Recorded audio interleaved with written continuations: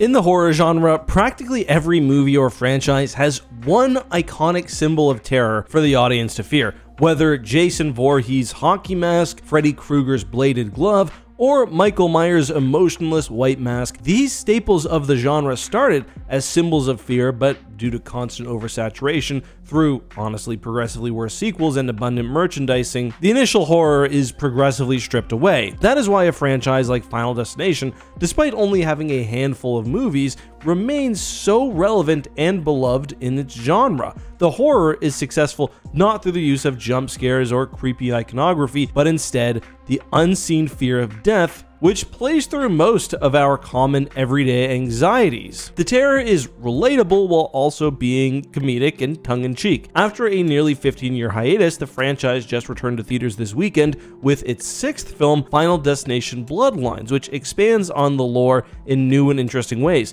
something that has always been pretty messy with this series, and that's exactly what we'll talk about today. The rules of death in the Final Destination series, the lore behind the Premonitions, and the possibility of bending fate and cheating death.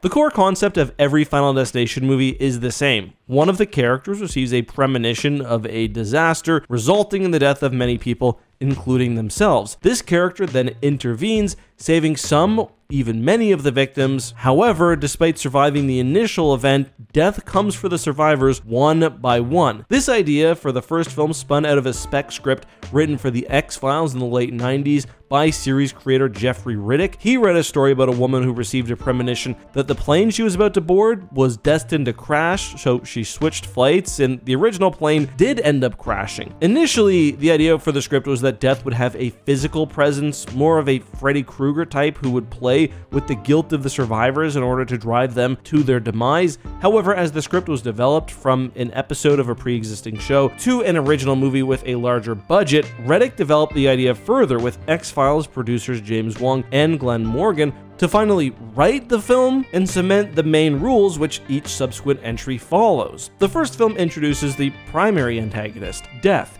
an unseen and intangible entity, and the main aspect of the franchise which makes it so unique compared to all others in the horror genre. Death only acts through somewhat natural methods, often caused by human error and coincidence, making his impact ultimately unpredictable and practically inescapable. While death and fate may seem like they're one and the same, the movies make it a firm point that they are separate entities, as death seems to follow, or need to follow, some form of pre-established rule. Fate determines what the destiny for everyone will be, while death acts through fate's guidelines to construct the end of all human lives. The idea of fate in the series never contradicts free will. While you may be fated to die, death can't simply force someone to drop dead or manipulate another person to take a life if the intention didn't already exist. It's a little more complex than that. And this brings us to the other main driving force of the franchise, the Premonitions. Throughout the series, we learn a bit more about the limitations and rules of death, but the actual premonitions never get as much development. Instead, they serve as the driving force to put the events of the plot into motion. The character isn't a medium or a blooming psychic. They're normally just average people living day-to-day lives, chosen as harbingers of doom. We really don't know whether this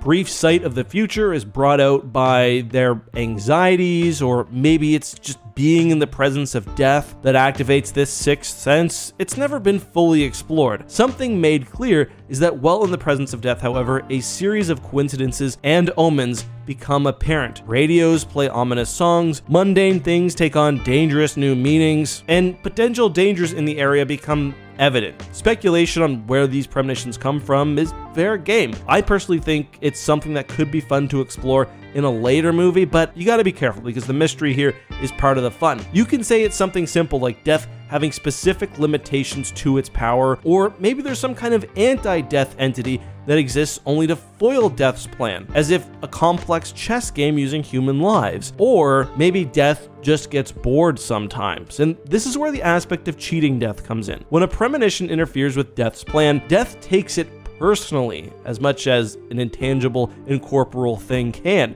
resulting in increasingly convoluted freak accidents, usually ending in grotesque deaths of all survivors who were fated to perish, but for the initial warning. This is where we can also nail down some of the core rules shared by most of the movies. Shared specifically, usually by the character William Bludworth, portrayed by the late great Tony Todd. Now, this following section will touch on some spoilers for the latest movie, so if you haven't seen it yet and you care about spoilers, we'll put a timestamp up on screen which you can jump ahead to. For everyone else, let's continue. Since the introduction of Bludworth, fans have speculated on the true nature of the character. He was first introduced in Final Destination 1 as a mortician who passes the rules of death on the protagonists, before reappearing in the second and fifth films to do the same and add some additional speculation on how a person could possibly beat death. With those appearances and some additional vocal cameos in the third movie, there's some real discussion. Where could he have acquired this knowledge about death? And a very popular fan theory was that he was the manifestation of death itself. This, however, was proven false with the release of Bloodlines, which explored his backstory, explaining that he lived with the knowledge because he himself was on the end of a very long death list stretching back over the course of 5 decades. And honestly, I think this was the perfect way to elaborate on this character's backstory. He was always very mysterious with a bit of a sinister edge, but I just love the way Bloodlines gave this character and the actor who himself recently died the perfect send-off. His final monologue was actually written by Todd himself, and when you see the movie, knowing that he was sick at the time, it makes his final on-screen appearance all the more special. But let's move on to the established rules that carry over through each entry. So, after cheating death, a list is constructed with the order of each survivor's death from the premonition kept. Take, for example, a roller coaster disaster or a bridge collapse. The person who would have died first had they not been saved by the premonition is number 1 on the list. Every time a character manages to cheat death again, they are temporarily skipped and moved thus to the end of the list. Protagonists sometimes understand this, they sometimes don't. A lot think that if they cheat death again, they'll be skipped, but they're always just moved to the end of the list. The only proven way to break the chain is to kill someone else, where the trade-off is that person takes the spot on death's list and you live until they were fated to die. This was introduced in the 5th film, so they haven't played with the idea too much, but I do think it's an interesting idea to bargain with death by trading lives. Then there is also the very vague option of bringing new life. This concept was introduced specifically in the 2nd film and is explained as a sort of yin and yang concept between life and death. If cheating death leads to new life, it would invalidate death's design and lead to a surrender. The characters in 2 assume that the answer to this would be saving a pregnant woman who would have died in the premonition and allowing the birth of her child as the introduction of new life. However, they learn that the woman was always destined to survive, leading to the new solution being the death and resurrection of the film's protagonist. However, because of Final Destination 3 and an alternate cut, there is some significant debate here. Thankfully, this was also touched on by Bloodlines, so again, timestamp on screen if you want to skip. Okay, you've got your time. The movie confirms that the protagonist of 2 was able to successfully break the chain, and also clarified that because you bring life that wasn't supposed to exist in the world, you don't break death's chains, you only add more victims to the body count. You really gotta think about it. Everyone is destined to die. Death has a list. Even if you're cheating it here, it's only temporarily. He's coming for you eventually. Also, just to talk about the other specific movies, at the end of the first movie, death is still moving on down its chain, with it bouncing back and forth between the characters of Alex and Carter. In 2, as mentioned, they break the chain, but the film also ends with the reminder that if you're interfered with by a survivor on death's list, you could end up on the list yourself. In 3, the survivors cheat death, but only temporarily, as the film ends with a premonition which can't be prevented. In 4, they fail to break the chain at all. And in 5, we see the character Nathan